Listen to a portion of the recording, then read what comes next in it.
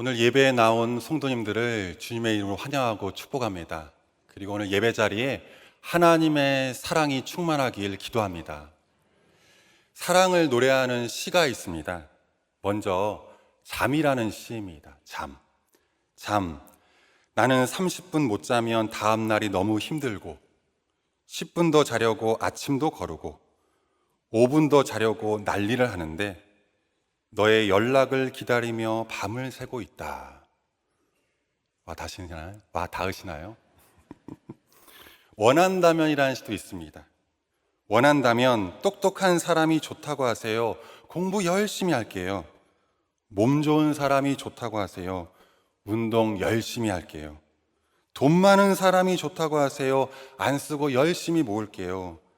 잘생긴 사람이 좋다고 하세요. 성형이라도 할게요.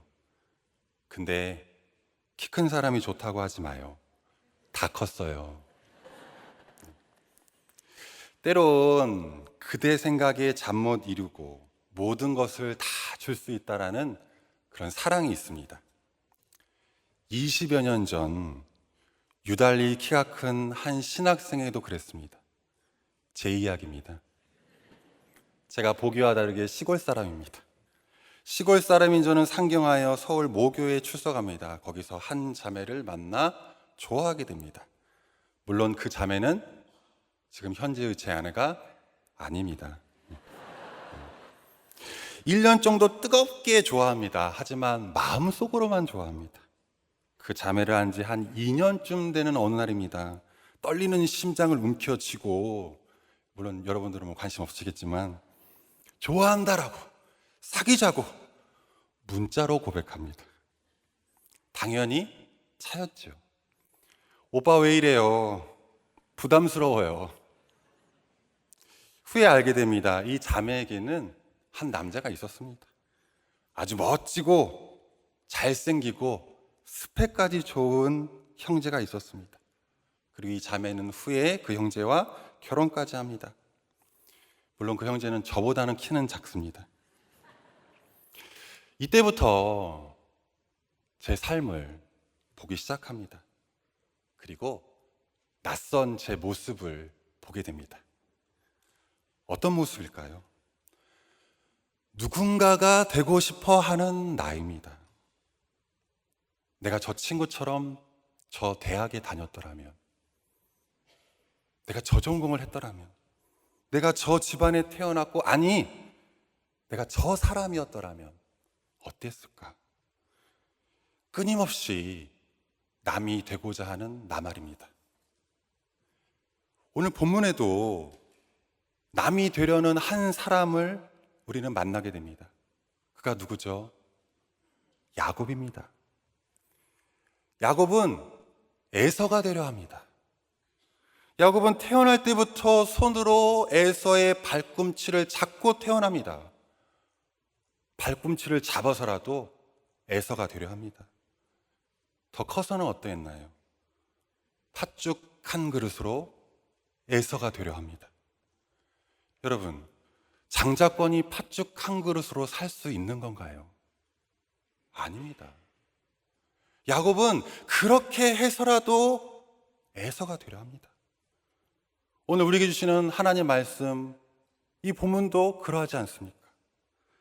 야곱이 아버지 이삭으로부터 축복받을 때 말입니다. 야곱은 야곱으로서 축복을 받으려 하지 않습니다. 에서로 축복을 받으려 합니다. 그래서 몸에 맞지 않는 에서의 옷을 입습니다.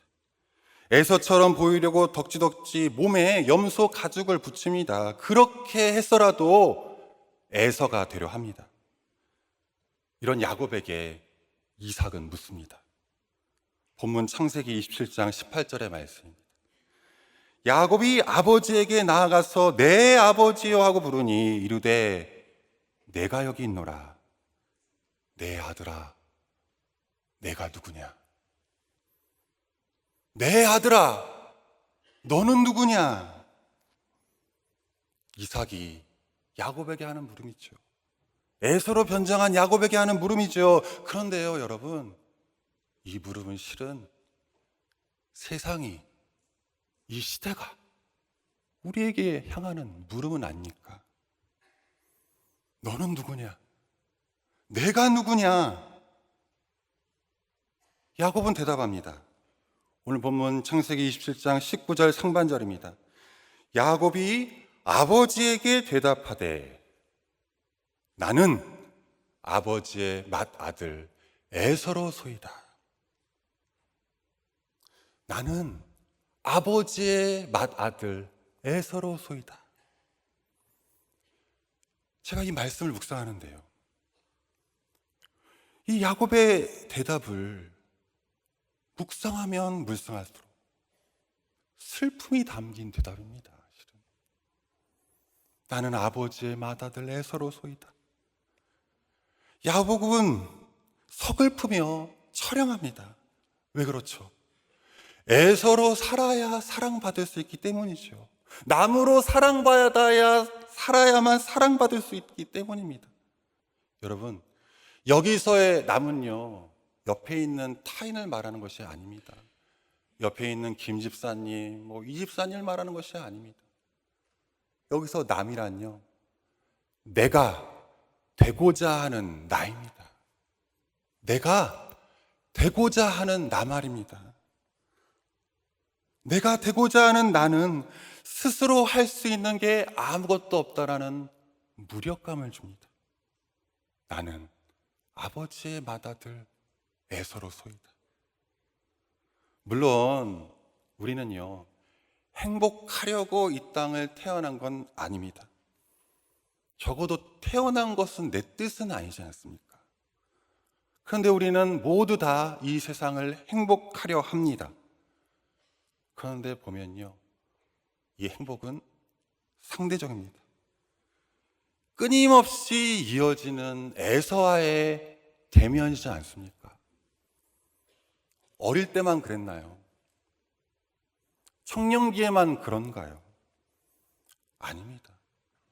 끊임없이 우리 누구는 어느 누구도 예외 없이 나의 애서를 대면합니다. 내가 남보다 잘나려고 하는 그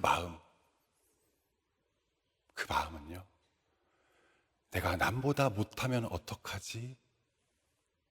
그 두려움에서 출발하고 있지 않습니까? 나는 아버지의 맏아들 에서로소이다. 이런 야곱을, 이런 우리를 오늘 하나님의 말씀은요, 하나님의 시선 앞에, 또 하나님의 눈길 앞에 우리를 놓이게 합니다. 하나님의 눈길, 하나님의 시선은 다릅니다.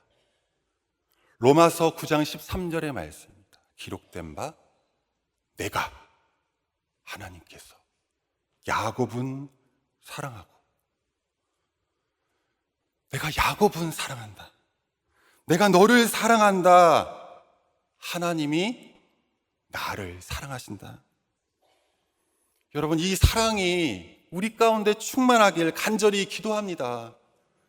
오늘 이 예배를 드리는 모든 온 성도에게, 이 예배를 마치고 나가는 온 성도에게, 하나님의 사랑이 나에게 임했구나, 이 감격이 충만하길 간절히 기도합니다. 그런데 이 하나님의 사랑, 나를 향한 하나님의 사랑은 어떤 의미일까요? 먼저 하나님께서 나를 사랑하신다라는 것은요, 마음의 만족이 아닙니다. 심리적 만족이 아닙니다.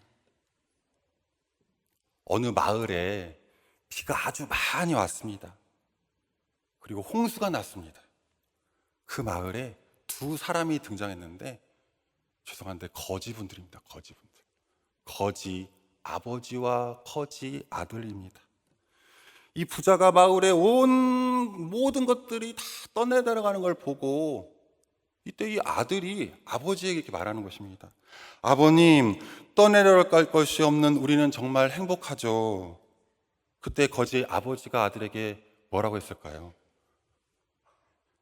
야, 이 녀석아, 그게 다 아버지 잘 둔 덕이라고. 내가 말했지 않냐? 그새 잊어버렸냐? 최악의 상황이지만 좋게 생각하는 태도, 그게 다 아버지 잘 둔 덕이라고. 여러분, 이게 하나님의 사랑일까요? 억지로 끼워 맞추는 심리적 확신입니다. 왜 그럴까요? 왜 그럴까요? 사랑은 우리에게서 나는 것이 아니기 때문에 그렇습니다. 고린도후서 3장 5절의 말씀입니다. 고린도후서 3장 5절의 말씀, 우리 화면 참고하시고 고린도후서 3장 5절의 말씀을 같이 읽도록 하겠습니다.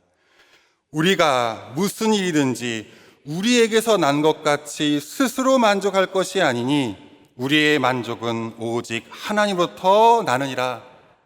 아멘. 우리의 만족은, 우리의 사랑은 우리에게 난 것이 아닙니다. 우리 스스로 억지로 끼워 맞추는 것이 아닙니다. 그래서 하나님의 사랑은 믿음입니다. 내가 하나님을 믿는 게 아니라 하나님께서 나를 믿게 하신 것입니다. 그 믿음으로 보니 이건 하나님의 사랑입니다. 하나님 사랑은 심리적 만족이 아닙니다. 또 하나님의 사랑은 어떠한 사랑일까요? 하나님이 나를 사랑하신다라는 건요, 자기 중심적, 자기 집착적 나르시시즘이 아닙니다. 나를 봐라. 하나님이 너보다, 당신보다 나를 더 사랑해. 이게 하나님의 시선일까요? 하나님의 사랑일까요?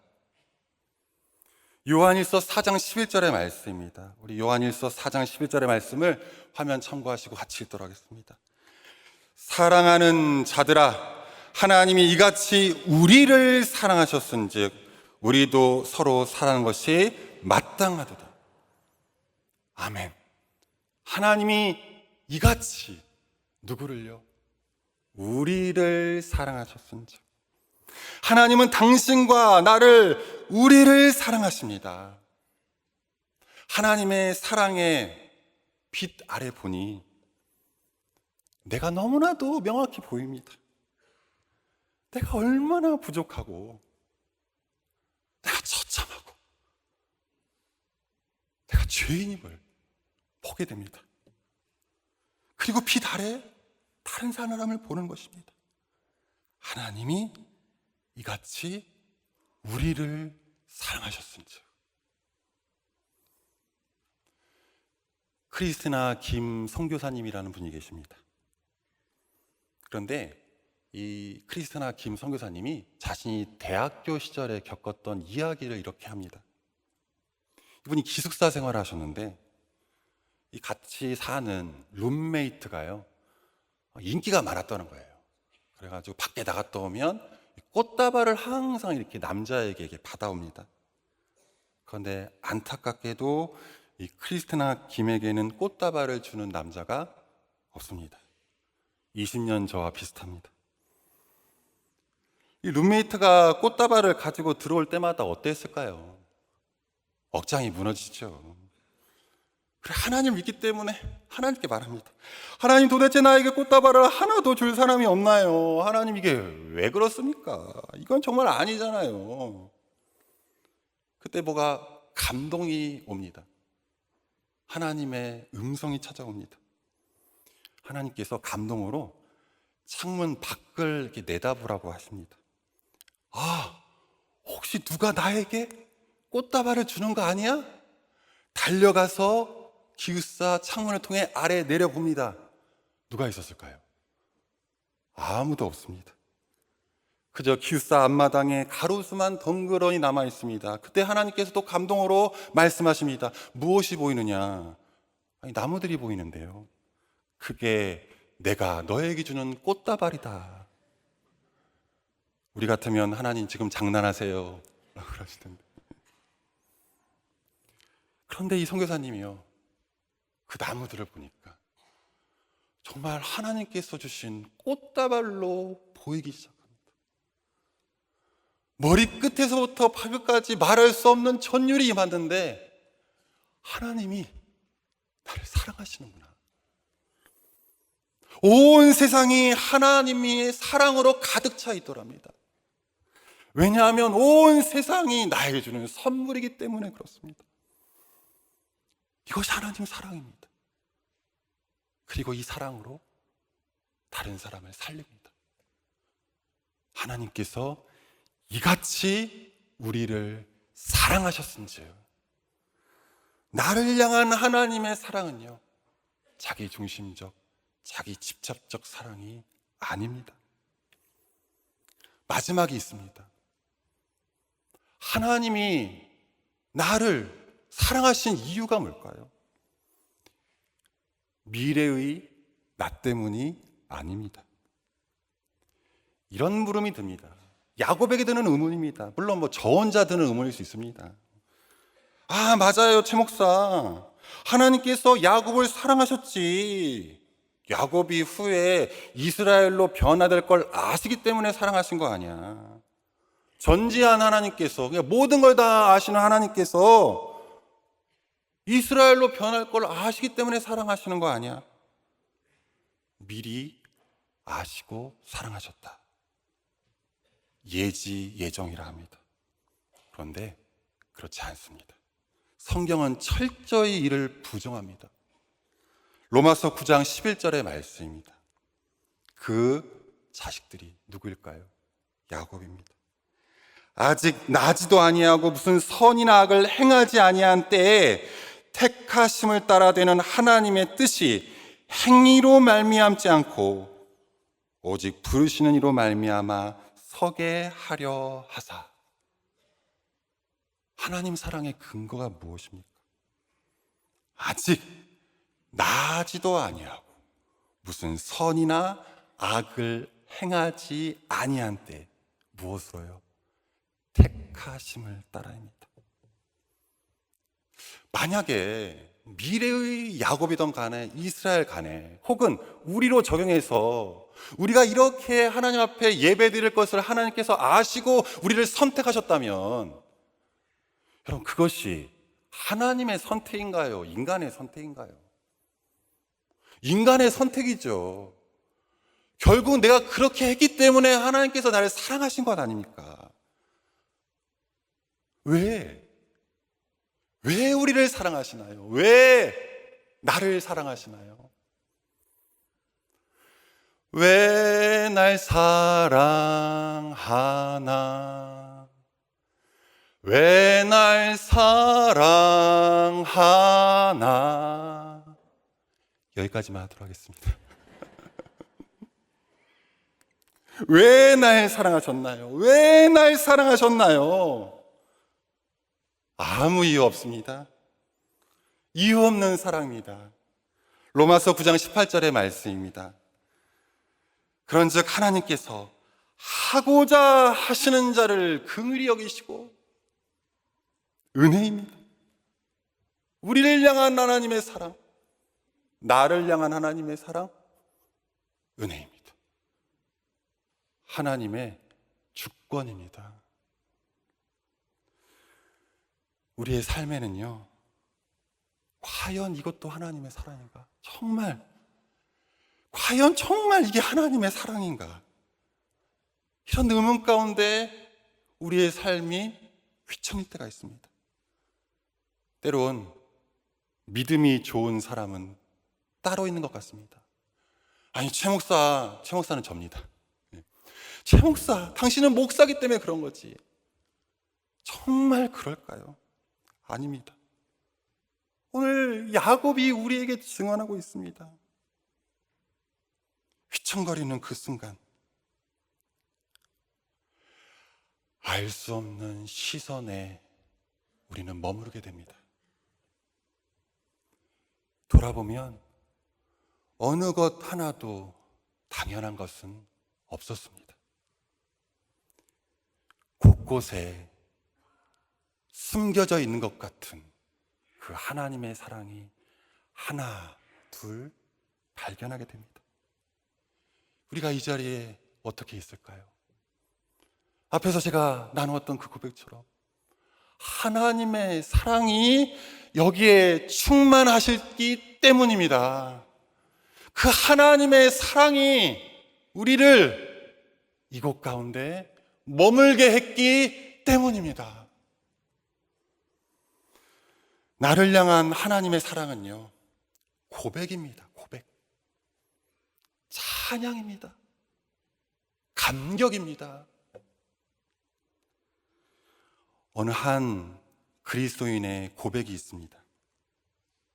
자신의 삶을 이렇게 회고하면서 어느 한 분이 이렇게 고백을 했습니다. 나는 망한 술집 아들로 태어났다. 이게 첫 문장이었습니다. 나는 망한 술집 아들로 태어났다.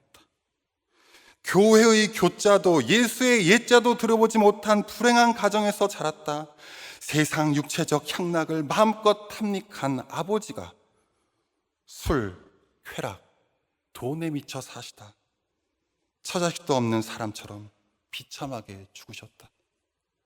아버지의 죽음과 함께 중학생이던 나는, 그리고 우리 가족은 방 한 칸 없이 뒷골목으로 내던져졌다. 술, 마약, 살인, 음란이 일상인 그 뒷골목에서 나는 어리고 민감한 시기를 짓밟힌 채 자라났다.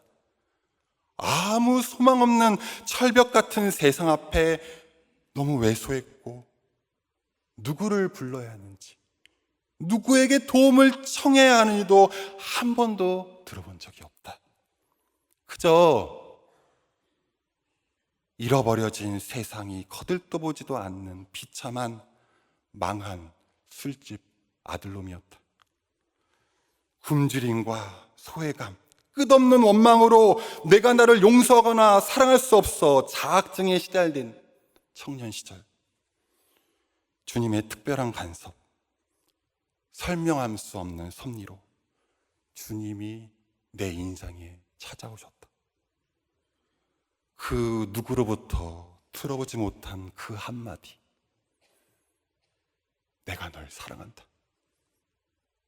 내가 널 사랑한다. 생전 처음 들어보는 조물주의 말이다. 인간 명인 명장도 작품을 만들다가 불량품이 나오면 자기 명성에 해가 될까봐 아예 깨서 그 흔적을 없애버린다. 그런데 천지에 완전하신 창조주 하나님이 가장 불량품인 나를 사랑해서 당신의 하나뿐인 아들을 내주셨다.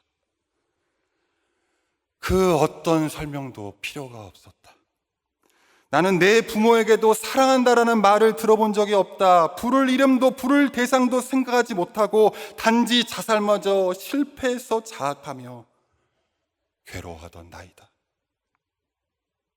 근데 내가 주님에게 처음 들었던 말, 피조물 중에서 찌그러진 불량품인 나란 놈을 사랑하신다.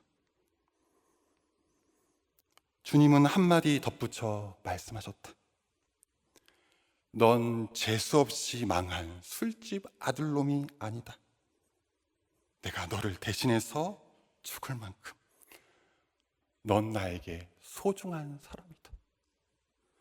넌 재수없이 망한 사람이 아니다. 내가 너를 대신해서 죽을 만큼 넌 내게 소중한 사람이다. 우리는 다시 아버지 이삭의 질문 앞에 서 있습니다. 내 아들아, 너는 누구냐? 내 딸아, 너는 누구냐? 이제 우리의 대답입니다. 나는 야곱입니다. 나는 하나님의 사랑받는 사람입니다. 이 하나님의 사랑을 들으시기 바랍니다. 내 인생을 써내려 가시는 그 하나님의 사랑에 머무르시기 바랍니다. 그리고 이 예배당을 떠나는 그때 다시 시작하는 힘을 얻으시는 저와 여러분 되시길 간절히 기도합니다. 기도하겠습니다. 하나님, 아버지, 사랑을 잊고 살았습니다. 내가 가진 그것이 나라고 여겨왔고, 남보다 잘나려는 내가 나라고 여기며 지금까지 살았습니다. 어둠 속에 보이는 불빛이 있듯 이제 내가 주님을 보길 원합니다. 따뜻한 하나님의 사랑을 듣길 원합니다. 넌 재수 없이 망한 죄인이 아니다. 내가 너를 대신해서 죽을 만큼 넌 내게 소중한 사람이다. 모든 것이 당연해 보이는 일상이 온통 사랑의 순간임을 압니다. 눈물로 하나님을 사랑하게 하시고 영혼으로 하나님을 감격하게 하시고 감사하게 하여 주시옵소서. 고통에 처한 이들이 있다면 주님, 하나님의 사랑으로 그 시간을 이겨내게 하여 주시옵소서.